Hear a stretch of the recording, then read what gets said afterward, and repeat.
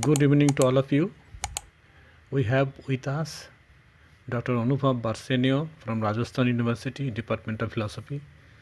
He is a young scholar, young teacher, and he is also expert in Buddhism, existentialism, and some other aspects of postmodern thinkers also.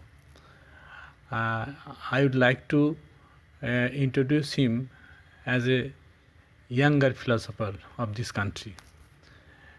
যাই হোক, আজকের যে বিষয়ের উপরে তিনি বলবেন সেটি হলো নিৎসের যে অস্তিবাদী দর্শন, তার উপরে। অস্তিবাদী দর্শনের মূল সুরগুলো আমরা জানি, মূল সূত্রগুলো আমরা জানি, এক্সিস্টেন্স প্রিসিডস এসেন্স, এবং সেটাকে কেন্দ্র করে যে নাথিংনেসের ধারণা, bad faith, being for itself, being itself, সার্ত্রের যে বিভিন্ন কনসেপচুয়াল বা থিমস আছে সেগুলো সম্পর্কে তোমরা কম বেশি অবহিত। একই সঙ্গে কিয়েরকেগার্ডের যে ফিলসফি, যাকে আমরা বলি থেইস্টিক এক্সিস্টেন্সিয়ালিজম, সে সম্পর্কেও তোমরা জানো, যেখানে সবথেকে জটিল আমারও মনে হয় নিৎসের দর্শনকে। তাকে ওপর থেকে যেভাবে নিৎসেকে আমরা দেখি, আসলে নিৎসে কি তাই, সেই বিষয়টা বোঝার জন্য আমাদের সঙ্গে ডক্টর অনুভব রয়েছেন। তিনি এই প্রশ্নগুলোর উত্তর খোঁজার চেষ্টা করবেন তোমাদের সঙ্গে। তোমরা প্রথমে একটু মনোযোগ দিয়ে শোনো, তারপরে আলোচনা শেষ হলে তোমরা প্রশ্ন করবে। উনি বাংলা ইংরেজি দুটোতেই স্বচ্ছন্দ, হিন্দিতেও, সুতরাং কোনো প্রশ্ন থাকলে আলোচনা করতে কোনো অসুবিধা নেই। এই কয়েকটি কথা বলে আমি এই আলোচনা শুরু করার জন্য ডক্টর অনুভবকে রিকোয়েস্ট করব। ডক্টর অনুভব ভার্শনী। হ্যাঁ, কম্প্রিহেনশনের প্রশ্ন কারুর মনে আছে?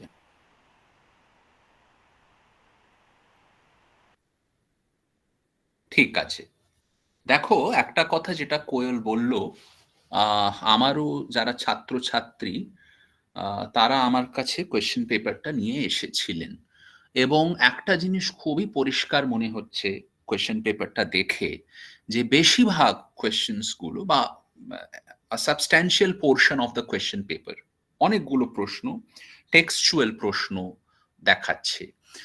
এবং যদিও আমাদের পক্ষে এটা সম্ভব নয় যে কোনই ফিলসফার নিয়ে আমরা তার সবকটা টেক্সট আমরা দেখব, সেটা আমাদের পক্ষে সম্ভব নয়, কিন্তু একটা জিনিস যেটা আমরা করতে পারি সেটা হচ্ছে যে কোনই ফিলসফার যাকে নিয়ে আলোচনা আমরা করছি, যেমনি ধরো সার্ত্র হলেন অথবা উইটগেনস্টাইন হলেন, তাদের যে মেজর ওয়ার্কস, যেটা ওদের মেজর টেক্সট, প্রত্যেকটি মেজর টেক্সটে ওরা কোন মেজর আইডিয়া অথবা কোন মেজর থিম নিয়ে আলোচনা করেছেন, এই জিনিসটা দেখা খুব একটা শক্ত নয়। যেমনি সার্ত্রের ওপরে যে প্রশ্নটা এসেছিল, যেহেতু আমি কন্টিনেন্টালে কিছুটা ইন্টারেস্ট রাখি, সার্ত্রের উপরে একটা কোয়েশ্চেন জিজ্ঞাসা করা হলো এই গত পরীক্ষায়, যে ট্রান্সেন্ডেন্স অফ ইগো, এই যে বই সার্ত্র লিখেছেন, তো এই বইটাতে ওনার what was his fundamental objective in this book. তাছাড়া ওনার অন্য একটা বই, ওনার যে magnum opus being and nothingness, তো বিইং এন্ড নাথিংনেসে সার্ত্রে কোন জায়গায় স্পিরিট অফ সিরিয়াসনেসের কথা বলেছেন, এরকম করে দুটো তিনটে স্টেটমেন্টস সেখানে ছিল। আর কি বলেননি সার্ত্রে, সেটা ছিল ট্রান্সেন্ডেন্স অফ ইগোর যে অপশনটা ছিল। কেন কি ট্রান্সেন্ডেন্স অফ ইগোতে সার্ত্রের যে objective, that was not to give a reply to the to the opponents of existentialism. You all know this, that this is something which he has done in his very thin work, Existentialism and Humanism, or which is also known as Existentialism is a Humanism, like that. তো এরকম টাইপের প্রশ্নগুলো handle করার সবচেয়ে ভালো যে রাস্তা, সেটা হলো যে আমরা একবার সিলেবাসটা দেখি পুরোভাবে, এবং ডিফারেন্ট ফিলসফার্স যাদেরকে নিয়ে আমরা আলোচনা করছি, তাদের মেজর ওয়ার্কস তার নাম, এবং সে প্রত্যেকটি বইতে ওরা কোন ফান্ডামেন্টাল আইডিয়া, ফান্ডামেন্টাল কনসেপ্ট নিয়ে আলোচনা করেছেন সেটা জানার দরকার আছে। কিরকেগার্ড নিয়ে একটা প্রশ্ন এসেছিল, যদি তোমাদের মনে হোক, যে ওনার সিকনেস আনটু ডেথ এই বইটাতে কিরকেগার্ড কোন কনসেপ্টটা সবচেয়ে বেশি ডিসকাস করেছেন? তো উত্তর ছিল ডিসপেয়ার। এমনি করেই উইটগেনস্টাইনের উপরে প্রশ্ন এসেছিল যে উইটগেনস্টাইনের ট্র্যাক্টেটাসে অবজেক্টের কোনো ইলাস্ট্রেশন রয়েছে কি, এবং উইটগেনস্টাইনের ট্র্যাক্টেটাসে যেটাকে নেমস বলেন উনি, তো নেমসের কতটা ইলাস্ট্রেশন আছে, তাছাড়া নিউ উইটগেনস্টাইন কাকে বলে, এরকম করে টেক্সচুয়াল কোয়েশ্চেন্স আমরা খুব দেখেছি গতবারের পরীক্ষায়। সিমিলারলি ইন্ডিয়ান ফিলসফিতে নাগার্জুনের একটা যে ওনার বৈতণ্ডিক ধরনের যে একটা বই বৈদল্য, তো বৈদল্য নিয়ে একটা প্রশ্ন এসেছিল, তোমাদের হয়তো মনে হবে। সেরকম করেই ধর্মরাজের বইয়ের ওপরে 2-3টে প্রশ্ন আমরা দেখেছি। তো এখন এই যেহেতু পরীক্ষাতে খুব বেশি দিন নেই, এবং আদারওয়াইজও আমরা এত যে ডিটেইলড সিলেবাস, তো প্রত্যেকটা ফিলসফারের এত সমস্ত টেক্সট সবকটা জানা আমাদের পক্ষে পসিবল নয়। কিন্তু একটা জিনিস আমরা খুব সহজেই করতে পারি, যে সার্ত্র অথবা নিৎসে অথবা যতগুলোই ফিলসফার্স আমাদের সিলেবাসে আছেন, তাদের বইয়ের নাম এবং ওই বইতে কোন ফান্ডামেন্টাল প্রবলেম ওরা ডিসকাস করেছে সেটা তোমাদের জানার দরকার আছে। যেমনি ফর এন এক্সাম্পল, যদি আমি নিৎসের জন্য তোমাদের জিজ্ঞাসা করি যে নিৎসের ইম্পর্টেন্ট বইগুলো, তার নাম কি কি, তো ওনার যে সবচেয়ে প্রথম ওনার ইম্পর্টেন্ট যে ওয়ার্ক, সেটা হচ্ছে দ্য বার্থ অফ ট্র্যাজেডি। এখন তোমাদের দ্য বার্থ অফ ট্র্যাজেডির প্রত্যেকটা পাতায় নিৎসে কি লিখেছেন এটা জানা সম্ভব নয় যতক্ষণ না তোমরা পিএইচডি করো নিৎসের ওপরে, স্পেশাল নিৎসের ওপরে কোনো স্পেশাল পেপার হোক, অথবা আমরা কোনো রিসার্চেতে কোনো একটা চ্যাপ্টার নিৎসের ওপরে যদি আমরা প্রবন্ধে এমন কোনো কাজ করি, তখনই এটা পসিবল হবে যে আমরা খুব ইনডেপথ জানবো। কিন্তু দ্য বার্থ অফ ট্র্যাজেডির ফান্ডামেন্টাল থিম কি সেটা আমরা জানতে পারি, and this applies to all other philosophers in our syllabus. So the birth of tragedy যে কি ইস্যু, সবচেয়ে প্রমিনেন্ট যে আইডিয়া যার আলোচনা নিচ্ছে করেন ওইখানে, সেটা হচ্ছে যে ডাইনিসিয়ান ফোর্স আর আপোলোনিয়ান ফোর্স, যেটাকে উনি বলছেন, এই দুটোর মাঝখানে যে পার্থক্য এবং এই দুটোকে কিভাবে যুক্ত করা যায়, এই থিমটা নিয়ে উনি দ্য বার্থ অফ ট্র্যাজেডিতে আলোচনা করেছেন। এবং কিছুটা জিনিস এই দুটোকে নিয়ে আমি বলার চেষ্টা করব। সেইভাবেই ওনার অন্য টেক্সটগুলো, যেমনি ধরো হিউম্যান অল টু হিউম্যান। এখন হিউম্যান অল টু হিউম্যান এর ফান্ডামেন্টাল অবজেক্টিভটা কি? What was the fundamental objective of this text, human all too human? তো human all too human, in this text, the fundamental thing which Nietzsche has done is that he offers criticism of the traditional and the Christian, Judeo-Christian conception of morality. And it is in this text, Human All to Human, that Nietzsche discusses in great detail his conceptions about the will to power.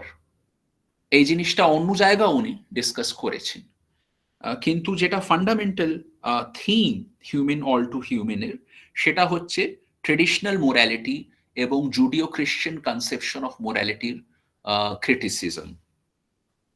সেরকম করেই ওনার অন্য একটা text, যেটা হচ্ছে the gay science. তো the gay science এই টেক্সটটাতেও উনি যে মোরালিটির আমাদের ট্রেডিশনাল কনসেপশন, একটা কথা তোমাদের আমি মনে করিয়ে দিই, একটা একটু সহজ আইডিয়া, যেটা নিৎসের অনেক পরে সার্ত্র অফার করেছেন আমাদেরকে, সেটা নিয়ে আমি এই জন্য কথা বলছি কেন কি সেটা that makes things a little easier.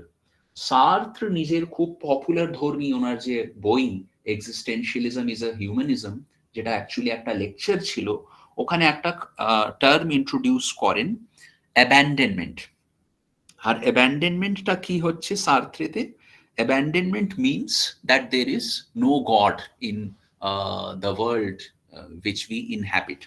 And because there is no God, that means that in this world there is no a priori set of values. There is no a priori axiology in this world. So there is no value in the world which we inhabit. No value means that there is no transferred set of values to us. So there is no a priori conception of what is good and what is bad, and what we ought to do, so on and so forth. But that does not mean that we cannot act ethically. Why? Because now everything is left with our human agency. So we have to construct our own values. This is the message which is given to us from the fact that there is no God in the world. So abandonment means that it means a few things. Number one, there is no God. Number two, there is no a priori or sacrosanct set of values or morals. And number three, and most importantly, that now we have to construct an axiology for ourselves. And this is a similar kind of thing which Nietzsche has, a similar message which Nietzsche gives to us in his famous remark, God is dead, or the death of God. And the death of God, or an alleged conception of nihilism, and the fact that we have to construct our own axiology, these are some of the themes which he discusses in his book, The Gay Science. Right? Then another classic text of Nietzsche is Beyond Good and Evil.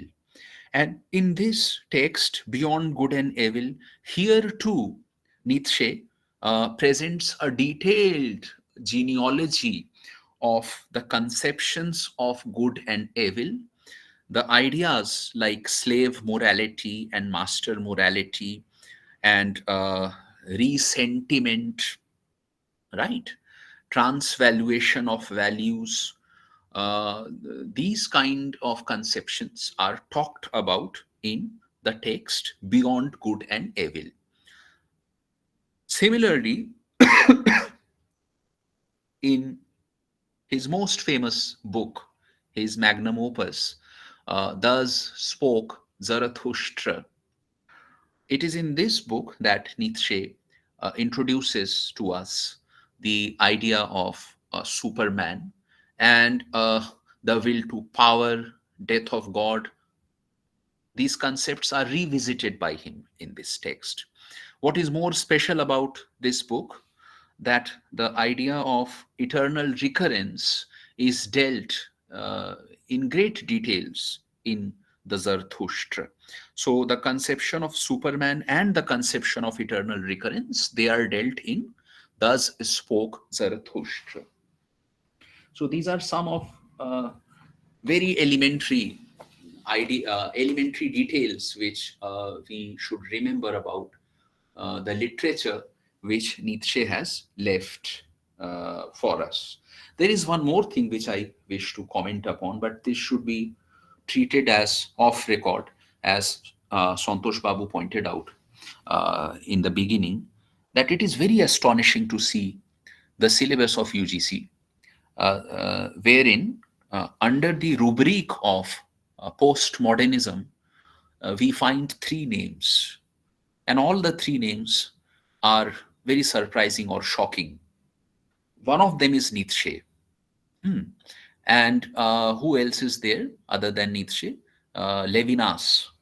And there is a third person also there. I'm unable to recall.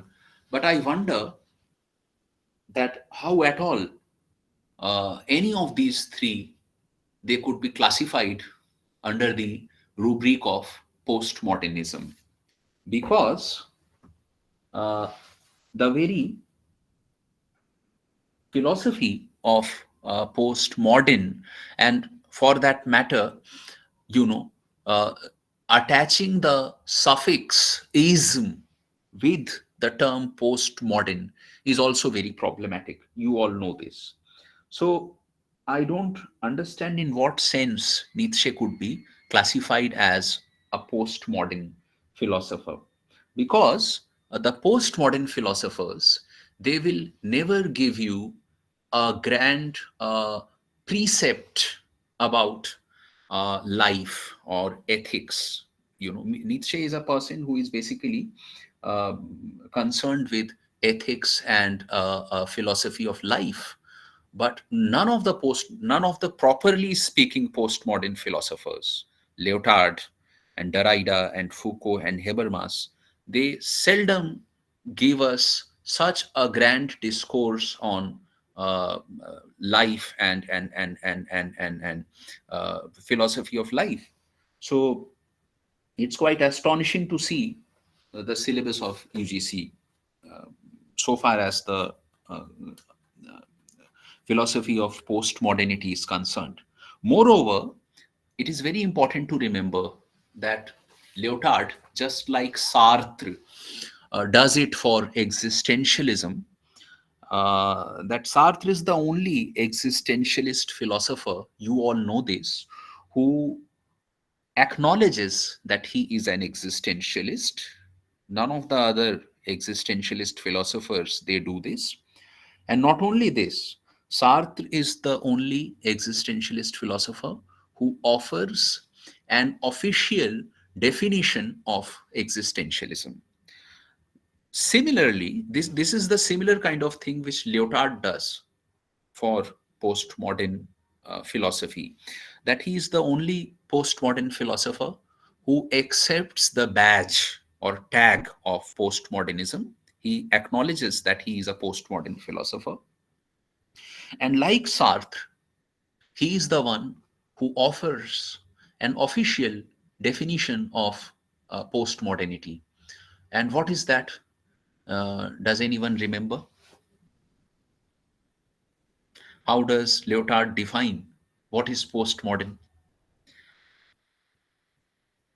I'm just making you all recollect these things so that we may decide whether Nietzsche is a postmodern philosopher or not. So, does anyone remember how does Lyotard define postmodernity? Okay, so for Lyotard, in his masterpiece work, which is uh,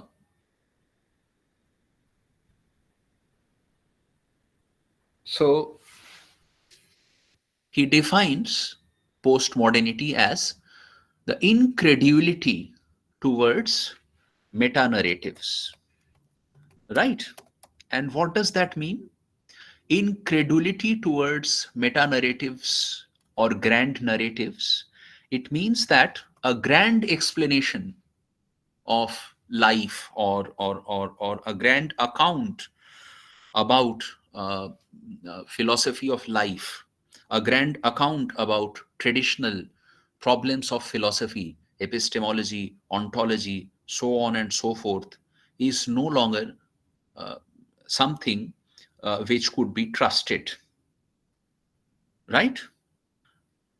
But there is a deeper meaning to this.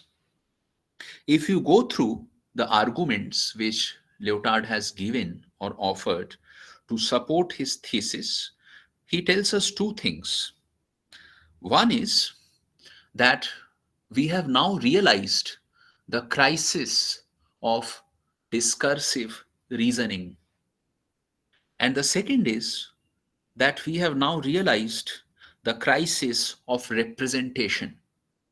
So, reason and representation, these have failed. And these haven't failed, they have their own problems. This is something which we have realized in an age of computers. So, the name of his text is The Postmodern Condition. hyphen colon a report on knowledge in computerized societies. So a crisis of reason and representation. This is the fundamental hallmark of all postmodern philosophers. But does Nietzsche uh, dismantle uh, all discursive reasoning? Does he do so? Perhaps not. Nietzsche has criticized reason and the rational faculty and the function of reason, but he does not propose a radical failure of reason and representation as the postmodern philosophers have done. That is one thing. And the second thing is that in all his writings, right from the birth of tragedy until his last completed work, we find Nietzsche offering us profound insights about life and ethics.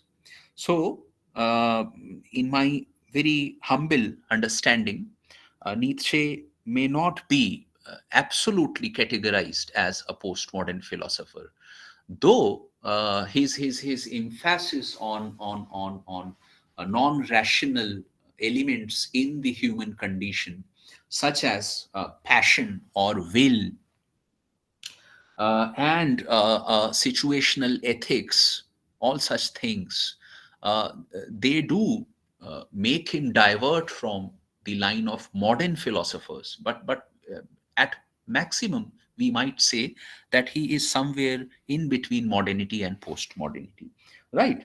So now coming back to some of the profound ideas of Nietzsche. Uh, Let us uh, recapitulate a few things.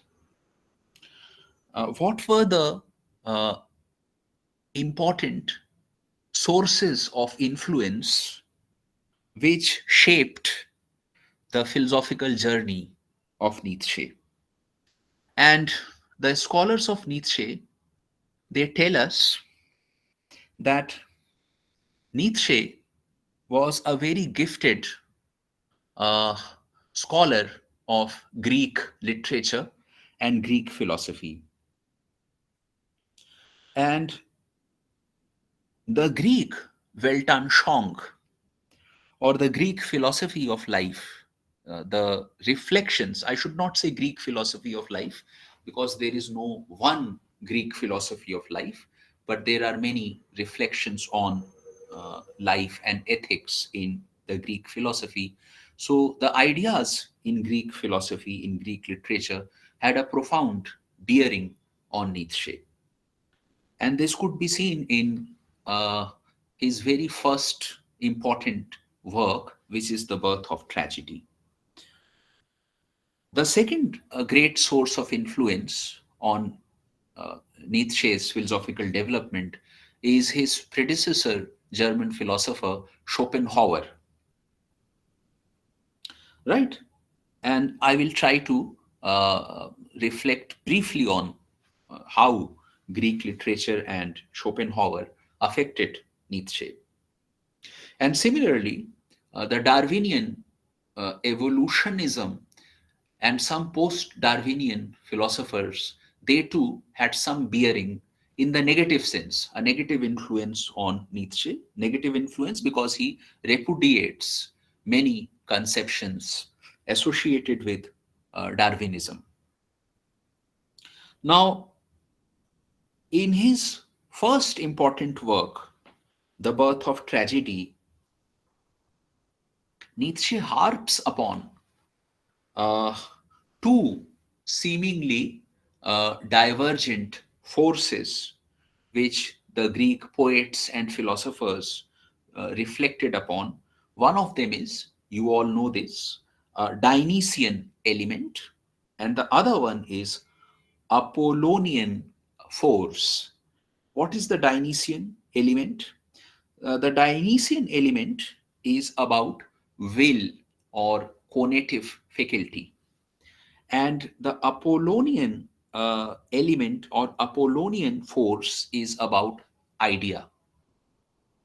So The Dionysian is sometimes linked or associated with passions, with music, arts, drama, right? And the Apollonian is sometimes associated with uh, more rigorous forms of arts, such as sculpture. It is associated with more abstract elements in us, in the human situation. And Nietzsche tells us in The Birth of Tragedy that tragedy, a form of art in Greek literature,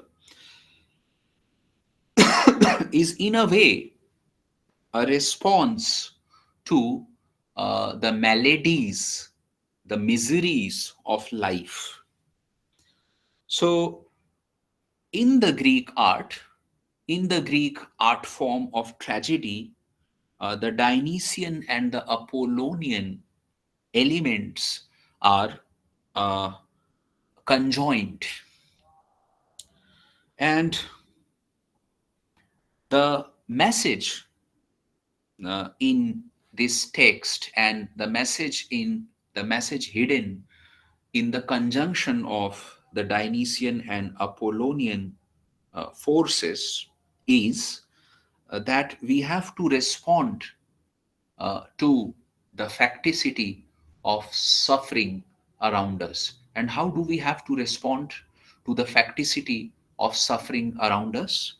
We have to transfigure the fact that there is suffering around us. So, the transfigurative element in pain and suffering is our response to the miseries or maladies of life. What he draws from Schopenhauer, uh, even though Schopenhauer is not in our syllabus and in our universities, we do not much study Schopenhauer. But one idea which Schopenhauer discusses in all his writings is the conception of will, right? And we know how Nietzsche elaborates, or how detailed discussion on the problem of will uh, could be seen in the writings of Nietzsche. But there is one important difference between Schopenhauer and Nietzsche. In Schopenhauer, Schopenhauer's writings are often associated with pessimism, because in Schopenhauer, we do not have a very profound and very cherishable reaction or response to the miseries of life. In Nietzsche, we have a very artistic and beautiful uh, dissolution or revolt, rebellious reaction to the fact that miseries or maladies exist around us. Then, the third source of influence, or the third great element which affects the writings of Nietzsche, is Darwinian evolutionism.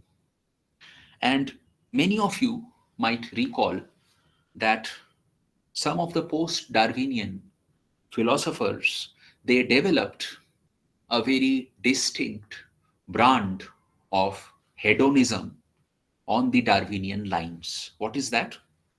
It is evolutionary hedonism.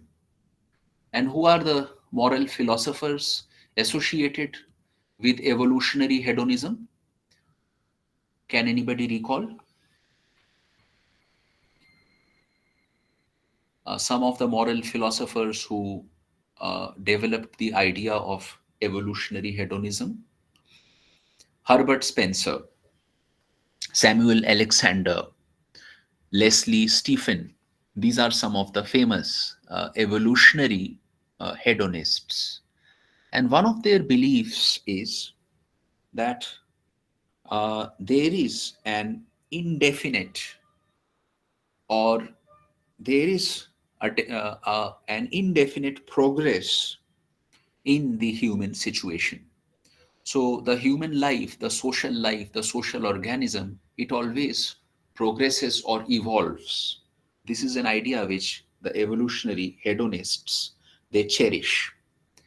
And propagation of life or preservation of life or will to life is the most driving force for all of us. These are some ideas which are not which are not acceptable to Nietzsche.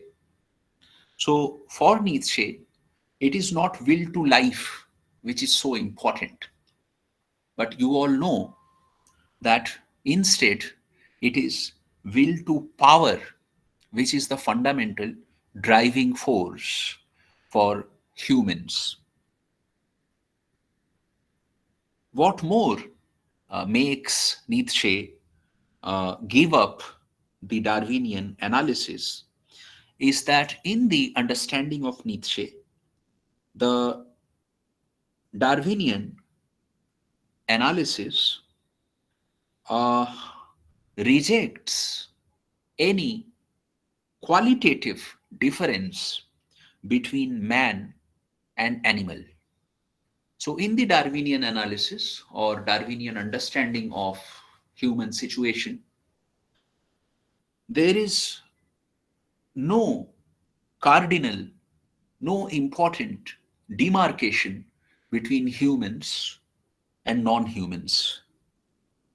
This is again something which will not be accepted by any existentialist philosophers, because human dignity and uniqueness of human situation is something which they wish to safeguard.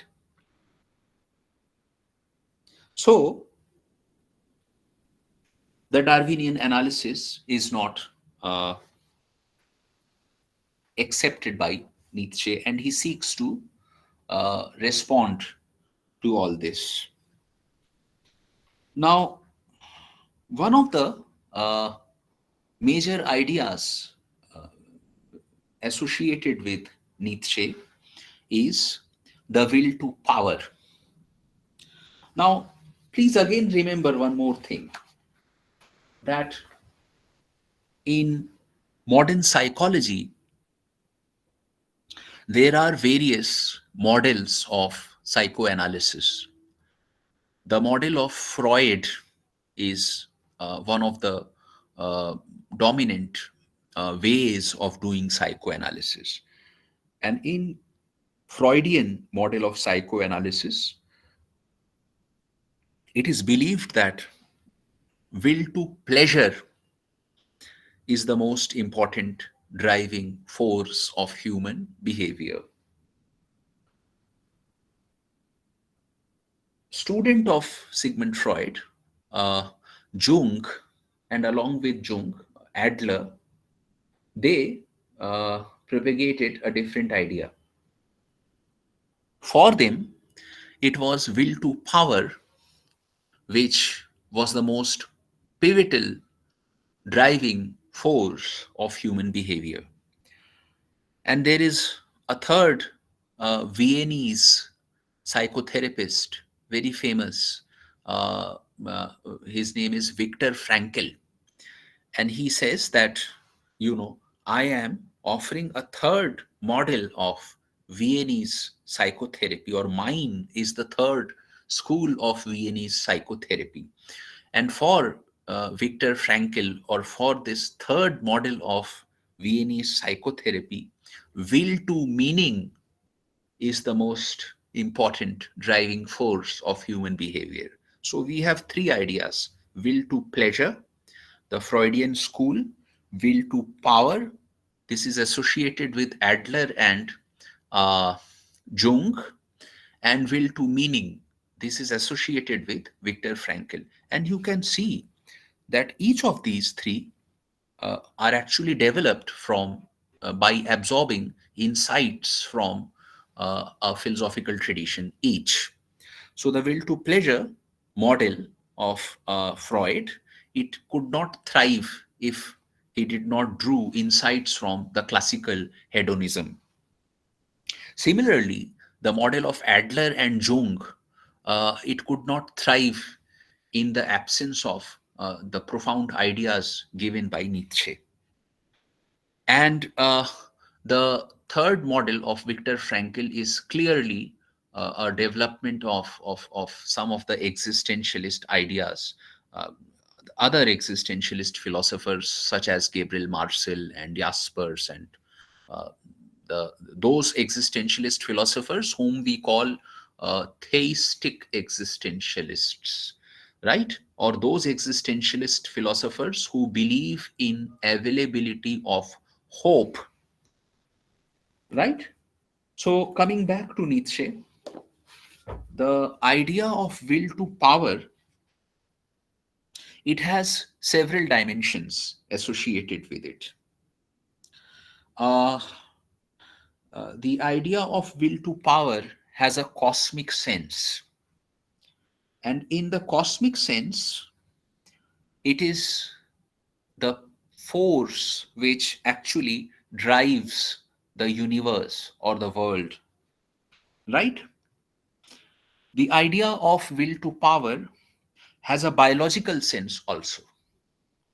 And in the biological sense, it is the uh, unsuppressible impetus to live on, or life impetus.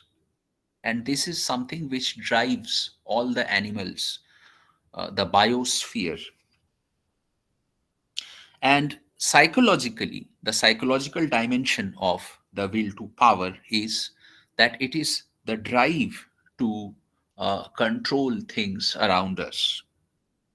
But uh, Nietzsche has offered us another sense of this term. And it is this sense of the term which is the highest expression of the will to power. It is this sense of the term which he calls as higher morality. And this is available only to few people. So the highest dimension of will to power or higher morality, according to Nietzsche, is something which is manifested in the lives of quote unquote free spirits, right? Who are free spirits? A similar and easier conception is given by some other existentialist philosophers. So, in some other existentialist philosophers, we have the idea of authentic being or authentic human existence, Eigentümlichkeit. This is a term popularized by Heidegger. So, an authentic human being is a free spirit in the terminology of Nietzsche. So these free spirits, they manifest the highest form of will to power. And what is this highest form of will to power? The highest form of will to power is self-control, self-discipline, and also a set of morals or set of values cultivated or chosen out of my own free agency. And it is this highest manifestation of uh, will to power which is manifested by such race of humans whom Nietzsche famously calls the Superman, right? So the Superman is an ideal, or the Superman is someone, he is a person who has attained this state of higher morality, this state of self discipline. Nietzsche has given us some examples of who are some of the supermen in his understanding. So, according to him, please excuse me for a minute. Somebody has come to my home. Just a second.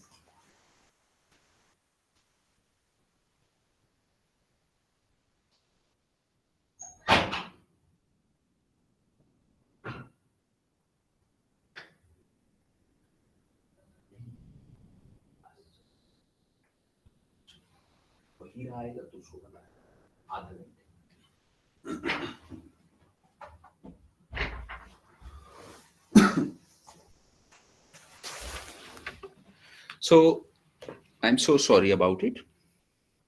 The supermen are men who have attained this higher morality, and they are the ones who manifest the highest form of will to power.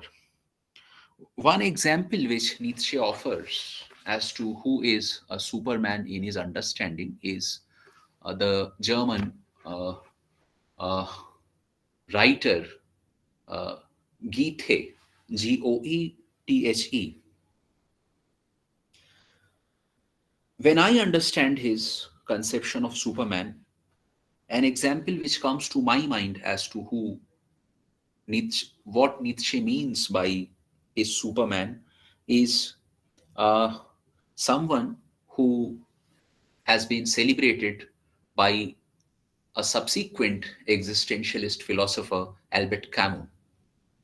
So, Albert Camus, in one of his treatises, The Myth of Sisyphus, uh, draws upon the parable of Sisyphus. And who is Sisyphus? Sisyphus is a Greek character. He has been cursed by the deities to perform a thankless act. And what is that thankless act? He has to uh, push a boulder, he has to push a rock to a hilltop. And the moment that boulder or that rock reaches the hilltop, that very moment it falls down. He has to repeat this task eternally. But Camus writes that we have to imagine Sisyphus as being happy in doing this. Why does he say so? Because, in my understanding, as a student of Camus, uh, the boulder or the rock which Sisyphus is pushing atop the hill, it represents the en soi, or the thing in itself, as Sartre calls it, the inanimate objects, the non-human realm of life. And Sisyphus represents the human agency. And the act of Sisyphus, wherein he is pushing the boulder up the hill to see it fall again and again, is the assertion of human agency, or it is the assertion of the preponderance of existence over essence, as Sartre would call it. So, if Nietzsche read the reflections of Camus on the myth of Sisyphus, though it is actually taken from Greek literature itself, he would have also pointed out to us that Sisyphus is one of the greatest of supermen who have ever existed. So, these supermen, or someone who is manifesting his idea of will to power, they very readily sacrifice ordinary pleasures. They very readily risk their life, which means that for Nietzsche, the will to live on, or the will to pleasure, it is clearly not the central driving force of human behavior, but it is the will to power which is the central driving force of human behavior. So he tells us that nature should not be mistaken for a Malthus. Who is Malthus? Malthus is someone whom economics people they read a lot. So he talks about preservation of life. So we are told by Nietzsche that human beings they do not desire preservation of life but an expansion of life, which means a heightening or an enhancement of our being, which means greater power. And this uh, desire or zeal for greater power is seen in the intellectual enterprises of philosophers. It is also seen in the creative ventures of artists. You know, a painter in modern Europe, Vincent van Gogh, you all may have heard about him. And we are told that Vincent van Gogh never sold any of his paintings in his lifetimes except a few. In his lifetimes, when he was alive, he never sold much of his paintings. Nobody bought paintings from him, but he kept painting until his very end. And folklore is that he was actually uh, trying to paint the structure of stars. And until Vincent van Gogh, it was believed that stars were spherical in shape. But much before astronomy had advanced to this height, Vincent van Gogh told us through his paintings that some of the stars are actually spiral shaped. So he was considered an eccentric, but that doesn't matter. He kept on working. He kept working because Nietzsche will tell us that artistic creation or art is a way to transfigure suffering or maladies of life because uh, it doesn't amount to preservation of life, but it amounts to an enhancement of life. That is an enhancement of our power, right? Now, there is another idea which has been associated with Nietzsche, and this idea is some later scholars of existential philosophy, some later scholars of continental philosophy, they believe that this is actually a thought experiment.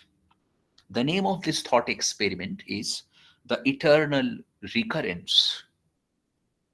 And under the conception of the eternal recurrence, Nietzsche tells us that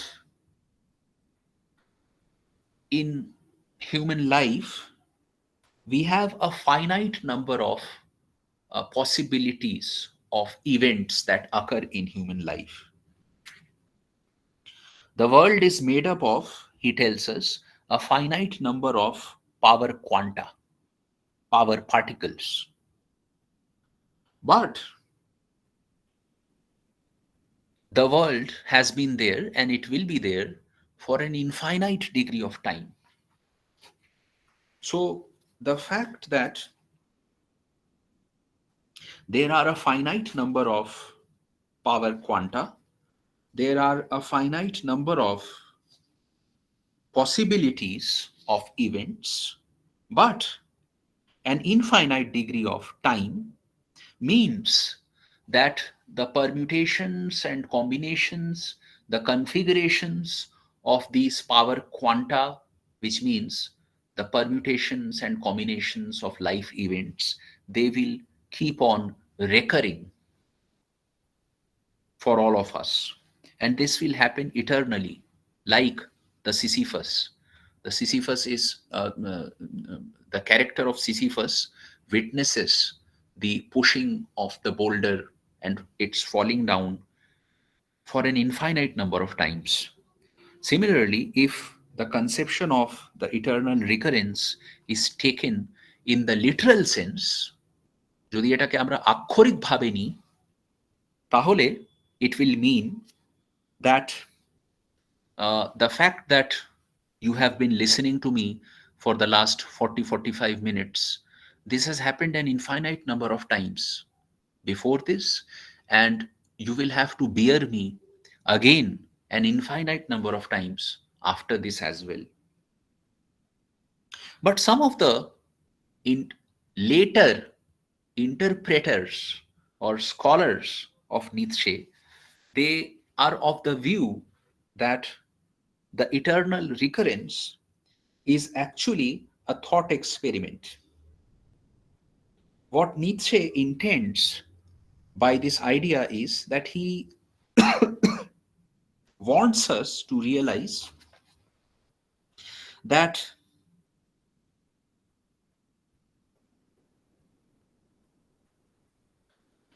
any act of ours,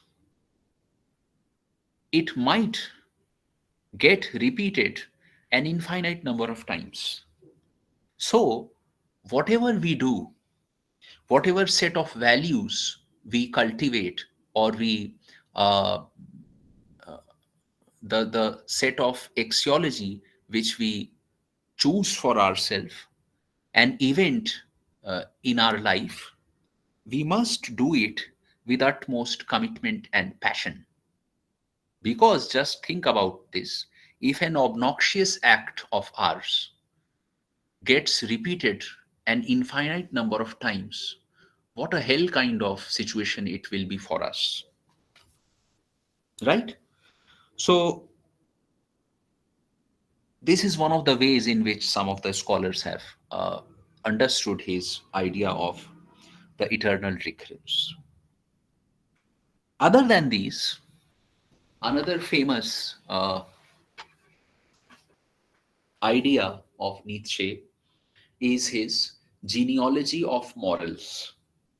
Now, the question which Santosh Babu posed at the beginning, and my partial disagreement to the fact that Nietzsche should be regarded as a postmodern philosopher, but one of the few traces of postmodern philosophy in Nietzsche is this genealogical method. Those of you who have read something about the postmodern philosophers, you know that Michel Foucault developed the genealogical method. And in the genealogical method, what Foucault does is he shows to us that such concepts of reason and morality, so conceptions pertaining to episteme and ethics, which are taken to be sacrosanct, they actually have a history. They actually have a genealogy.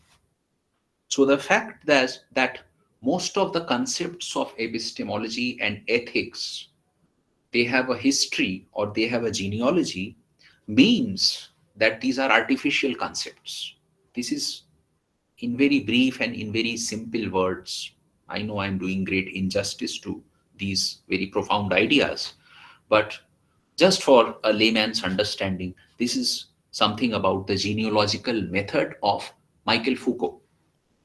But before Michel Foucault, Nietzsche, in some of his writings, such as his text Beyond Good and Evil, he also attempts to show to us genealogy of some moral concepts. And in the text, Beyond Good and Evil, he shows to us that much before the binary between good and evil in Greek culture and in the Roman culture, there was actually a demarcation between good and bad. Right? And somehow what happened was that the slaves, as he calls, the slaves rebelled against the masters, which means the slave morality revolted against the master morality, and all the uh, virtues, all such things which were considered to be virtuous, or all such things which were cherished, the values of master morality, they were all degraded by the uh, by those who uh, represented slaves' morality. This happened, according to Nietzsche, because the weak men, the slaves, the early followers of Christianity, they had a secret, a hidden hatred for the powerful men, for the noble men. And this secret feeling of hatred, Nietzsche terms this as resentiment, right? So, because of this resentiment, uh, what does this mean? Resentiment or secret hatred means that they were envious.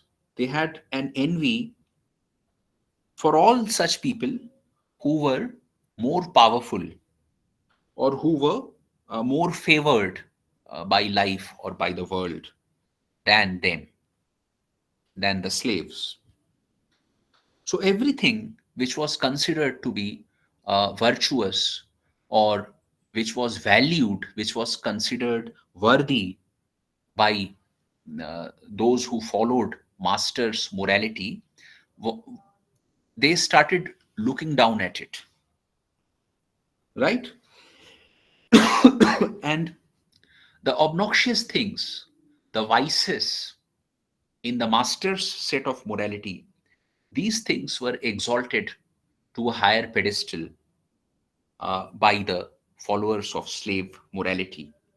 So things like forgiveness, patience, love, meekness, you know, these were exalted at a higher pedestal. But the irony is that at the same time, these people, they were actually cherishing something antithetical to this. They were speaking high about forgiveness and love, but at the same time, we find the Bible full of such promises wherein the weak, the meek, the patient is being promised that vengeance will be taken by the Lord, right? The conceptions of hell and heaven, what are these? If the Christian morality, if the Judeo Christian morality is actually so serious about the idea of forgiveness, it is so committed to the idea of love, then we should not have such conceptions of heaven and hell in the Judeo Christian scheme, but it is there. So, this kind of inconsistency clearly reveals that the Judeo Christian conception of morality, or the slave's morality, is actually an inconsistent set of beliefs which has nothing to do, which is not actually a cherishable axiology, so to say. So, what do we need to do? What is the treatment? So, the prescription which Nietzsche offers is a revaluation of all values. So, the traditional morality, or the Judeo Christian morality, we have to realize the wrongs in it, right? And we have to realize that such values or virtues which are conducive to expansion of life, or heightening of life, or an expansion of will to power, such as valor, or courage, or self assertion, these are some values which we should cherish, right? So we need to transvalue the traditional values. So, finally,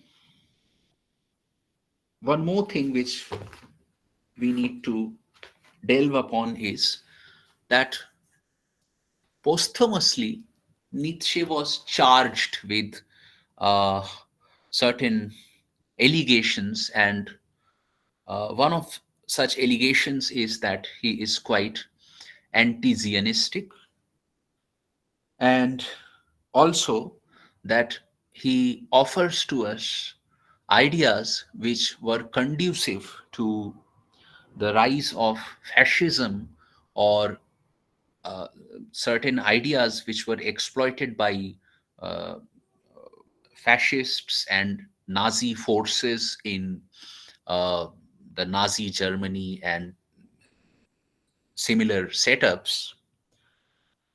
But as a response to these allegations, uh, the scholars of Nietzsche, they point out that there are innumerable elements in the writings of Nietzsche wherein there is a great distaste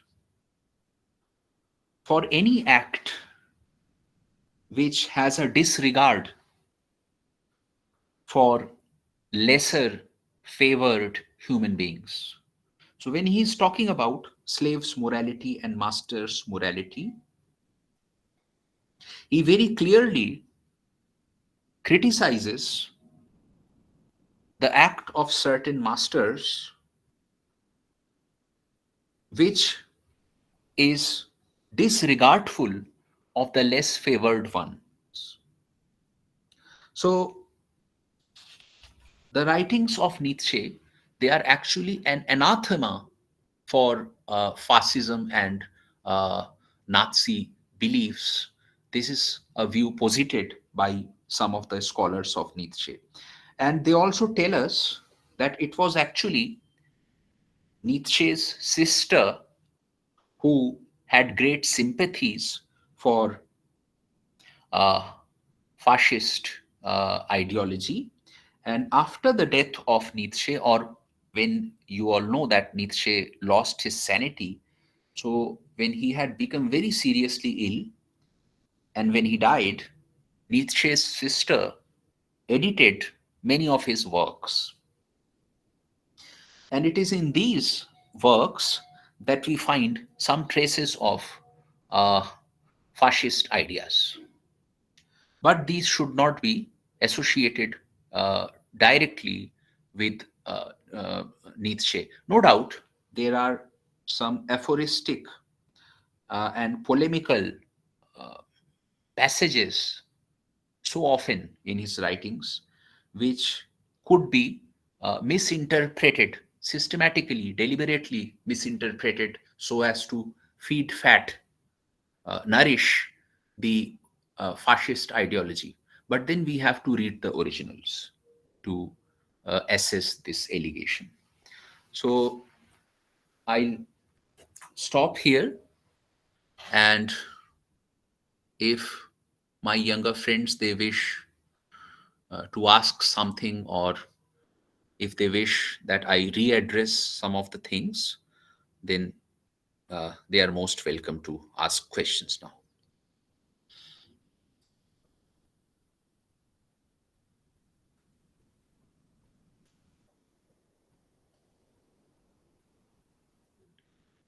হ্যাঁ, যদি তোমাদের কোনো প্রশ্ন হোক, বা তোমরা চাও যে আমি কিছু কোনো কনসেপ্ট সেটাকে একটু আরো সিম্পল করে বলার চেষ্টা করি, প্লিজ ইউ ক্যান আস্ক ইট।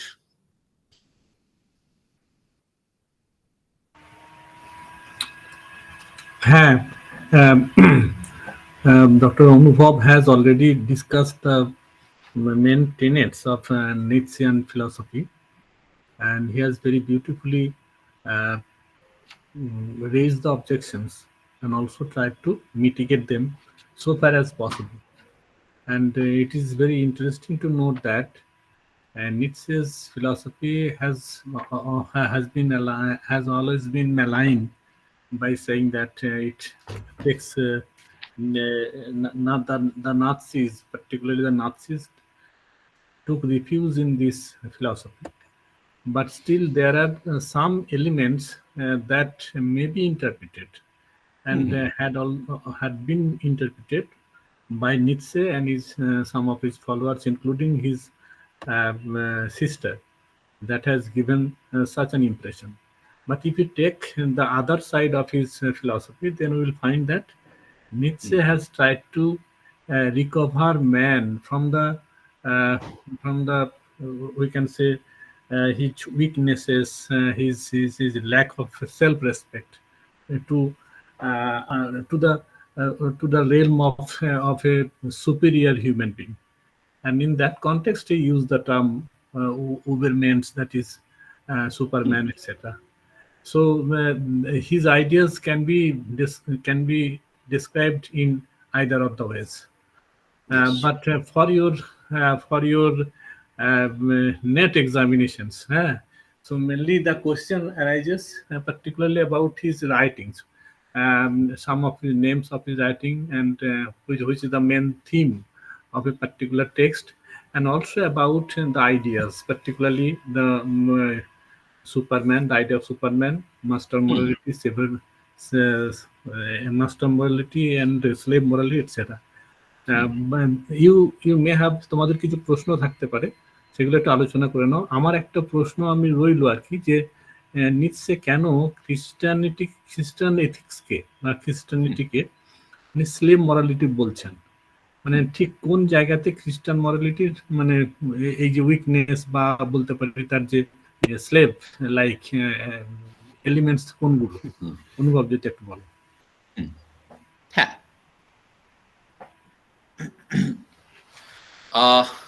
একটা জিনিস যেটা নিৎসে কনজেকচার করেন, বা উনি যেখান থেকে নিজের জিনিওলজি অফ মরালসটা আরম্ভ করেছেন, সেই জায়গায় উনি পয়েন্ট আউট করেছেন যে এই Christian religion, the earliest followers of Christian religion, who are this people?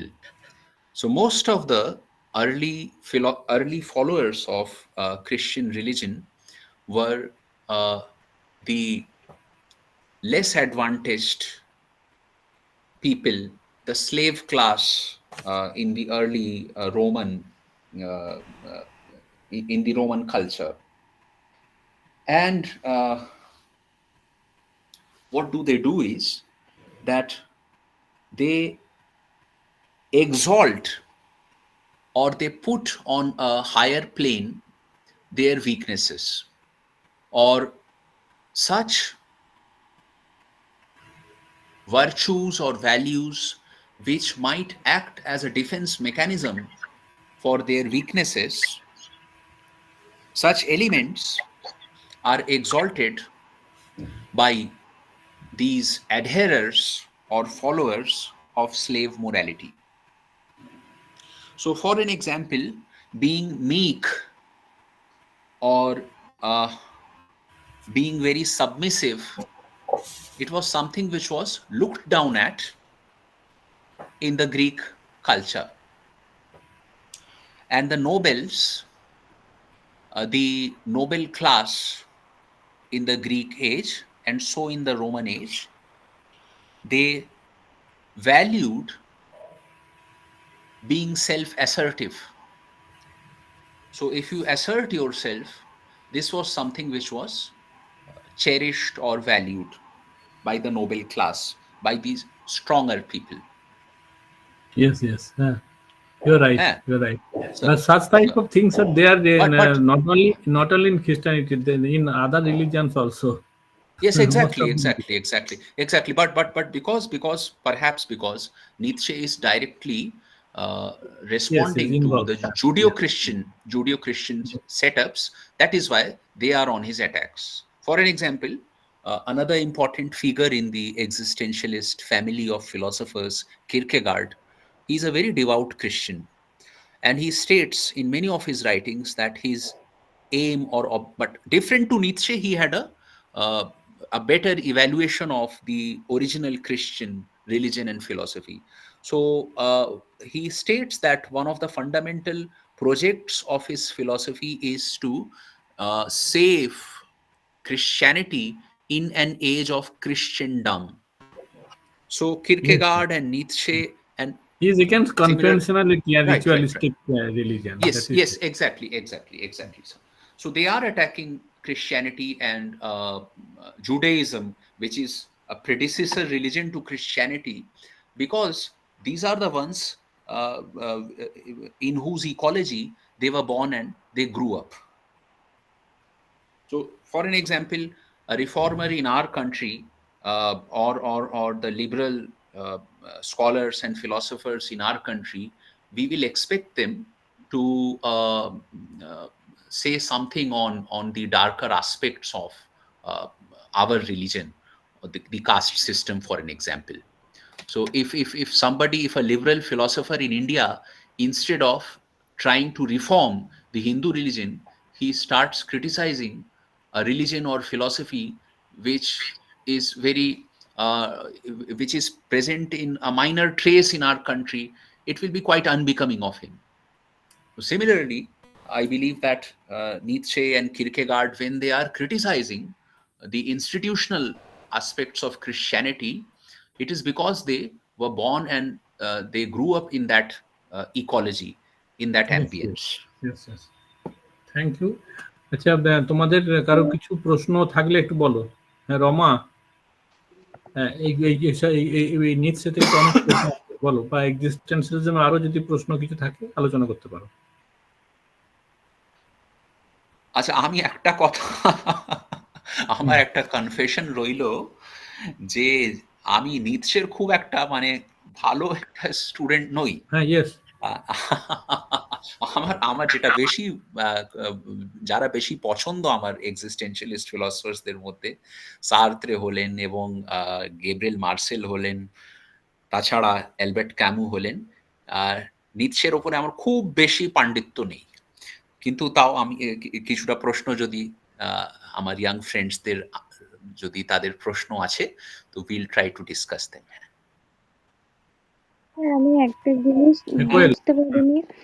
Will Koel, two পাওয়ার, এটাতে বললেন যে ইউনিভার্সাল ফোর্স, বায়োলজিক্যাল সেন্সে হ্যাঁ হ্যাঁ হ্যাঁ হ্যাঁ হ্যাঁ হ্যাঁ, মোরালিটি, আর একটা জায়গায় বললেন যে whom has a cosmic sense, আর এগুলো ম্যানিফেস্টেড হচ্ছে স্পিরিটের দ্বারা। আহ, হুম। কিন্তু স্যার বলছে নিডসে তো গডকে ডেথ বলেছেন, তাহলে কসমিক সেন্সটা কোন দিক থেকে আর স্পিরিটটা কোন দিক থেকে আমি বুঝতে পারিনি। না, ও দেখো, উনি গডকে ডেড বলছেন, কিন্তু কিছুটা তো অন্টোলজিক্যাল এলিমেন্ট থাকবে সংসারে।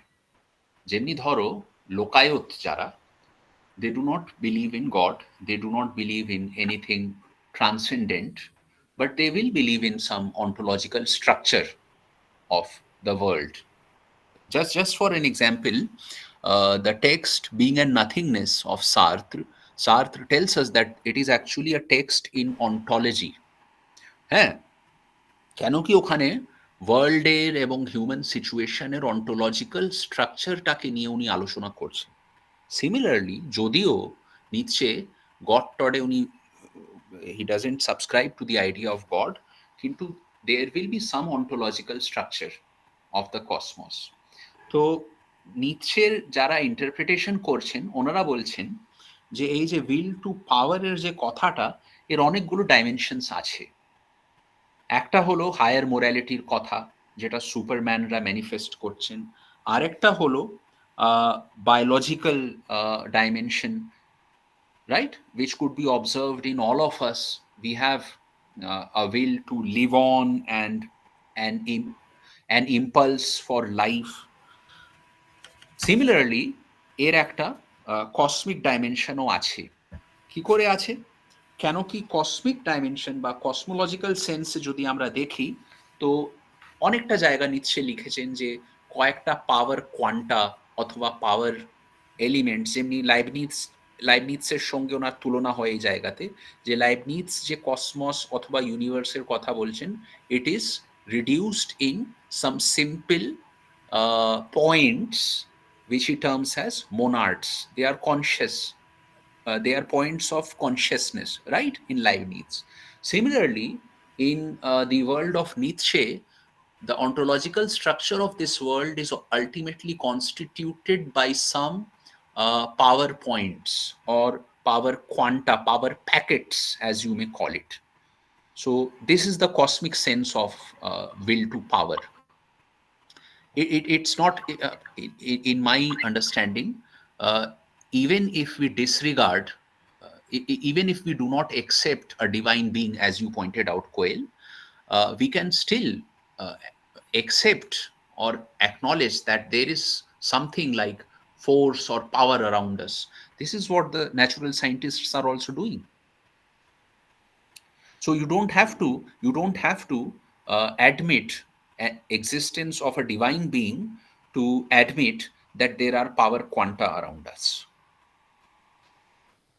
স্যার তাহলে কি উনি কিয়েরকেগার্ডের মতো সাবজেক্টিভ বলতে চাইছেন, মানে গডের দেখো, এটা তো কোয়েল তুমি জানো যে প্রত্যেকটা এক্সিস্টেনশিয়ালিস্ট ফিলসফারের কাছে সাবজেক্টিভিটিটা খুব গুরুত্বপূর্ণ।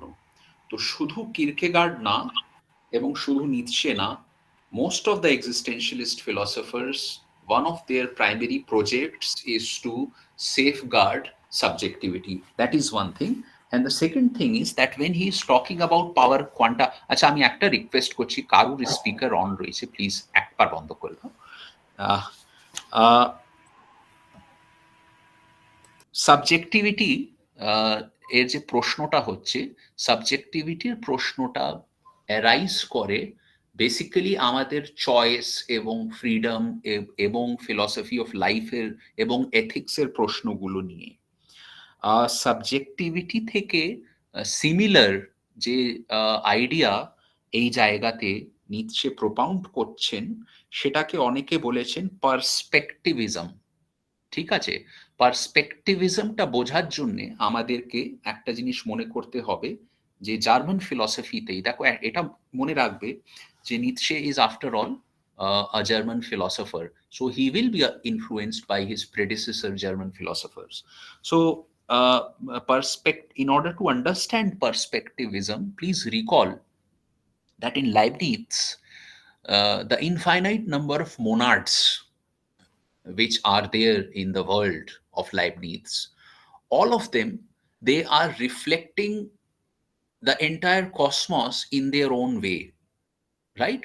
Because they are, as Leibniz tells us, all of them are windowless. And all of them, despite being windowless, they are also entelechies, Entlechey, in the plural.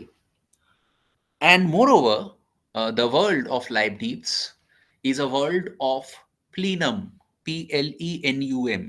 Plenum is the antonym term for vacuum. So law of continuity in Leibniz tells us that there is no gap in the world. So every monad in turn affects all the other monads.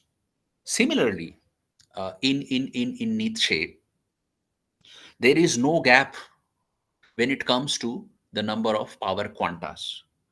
But all the power quanta, every single power quanta, it represents a perspective towards the entire cosmos or universe. So it is perspectivism which he is talking about when it comes to ontology. But when it will come to ethics, when it will come to axiology, as you pointed out, like Kierkegaard, he will safeguard, of course, the idea of subjectivity.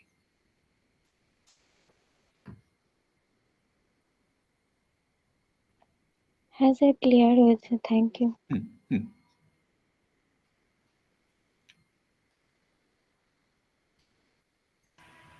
Anyone like to raise any other question or queries? Sir হ্যাঁ, sir? আমি না। Yes, yes. হ্যাঁ, হ্যাঁ sir, বলছি Arthur শোপেনহাওয়ারের will to live এর উপরে নিশ্চয় যে উইল টু পাওয়ার, যে মানে উনি ডিপেন্ড করে যেটা করেছিলেন, মতটা দিয়েছিলেন, এটা কিভাবে, মানে একটু যদি এক্সপ্লেন করে বলেন এটা না, আবার প্লিজ আবার থেকে রিপিট করো। হ্যাঁ স্যার, মানে আর্থার শোপেনহাওয়ারের যে উইল টু লিভ, যে মানে উনি যে মতামতটা দিয়েছিলেন উইল টু লিভ এর উপর ডিপেন্ড করেই তো উইল টু পাওয়ারের যে এটা মতটা তৈরি হয়েছে। হ্যাঁ, তো ওটা, হ্যাঁ স্যার এটা, এই যে বিষয়টা একটু একটু বুঝেছি নিশ্চয়ই।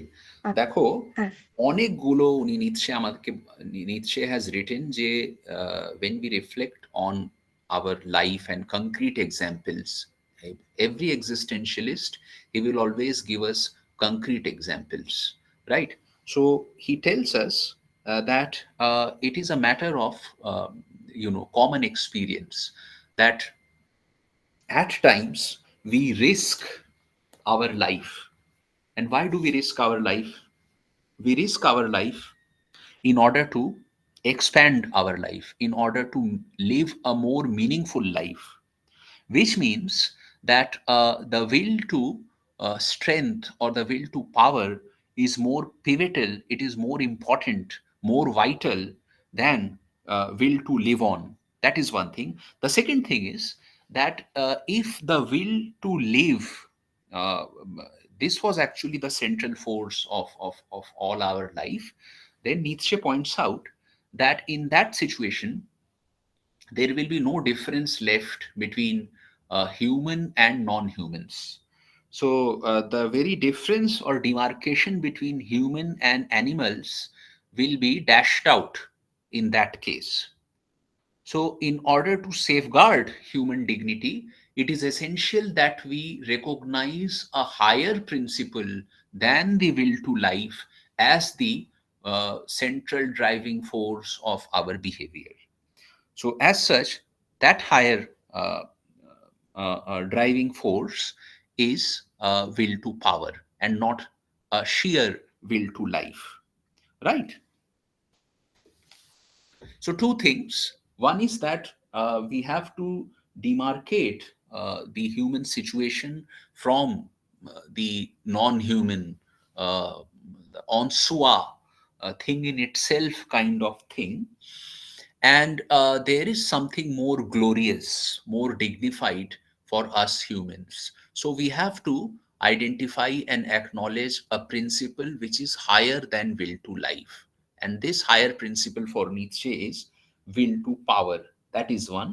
And the second prominent argument which he would offer to you on this question is that it is a matter of common experience that many of us so often we risk our life for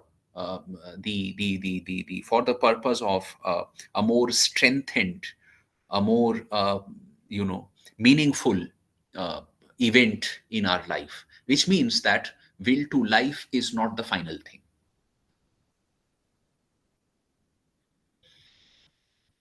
okay sir, thank you sir.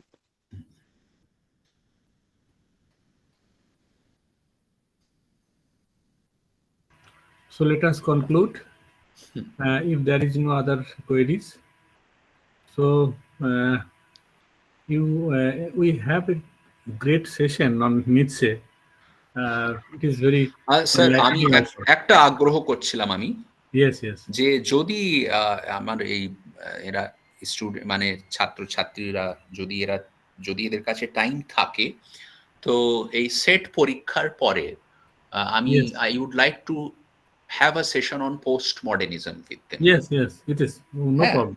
No problem. যখনও Yes. আপনি হ্যাঁ, সময় হ্যাঁ, দেবেন, ঠিক তো আছে। আমি কিছুটা আলোচনা পোস্ট হুম, হুম, মডার্নিজম নিয়ে না করতে না না চাই সে ওদের তো সঙ্গে। ঠিকই আছে। I am also interested in post modern. আচ্ছা, আরেকটা তার রিজন যে আমি এদেরকে একটা প্রশ্ন করলাম আরম্ভে, যে কম্প্রিহেনশনটা কি এরা মানে মনে আছে কিছুটা লাস্ট পরীক্ষায় যে কম্প্রিহেনশন, তো দুটো প্যাসেজের মধ্যে একটা প্যাসেজ পুরোপুরি লেওটার্ড থেকে কোট করা এসেছিল, হয়েছে। খুবই সুন্দর প্যাসেজ ছিল। হুম, হুম। তো এইসব জিনিস হ্যান্ডেল করার জন্য আইরনিক্যালি পোস্ট মডার্নিজম এর চ্যাপ্টারটাতে ওরা যা থিঙ্কার্সদের নাম ওখানে দিয়েছে সেটা খুবই হাসির কথা, কিন্তু তাও আমার ইচ্ছে যে ওদের সঙ্গে আমি পোস্ট মডার্নিজম নিয়ে কিছুটা কথা। Okay, okay, no problem. আচ্ছা, now we conclude the session and I'm thank you Anubhav that you have given such a illuminating talk and some of the darker side of Nietzsche, which looks like something that we cannot understand, and you have thrown light on those aspects also. So thank you very much. আমরা আজকে এখানে শেষ করছি। My শুভরাত্রি। Pleasure sir. My pleasure sir, thank you so much. শুভরাত্রি।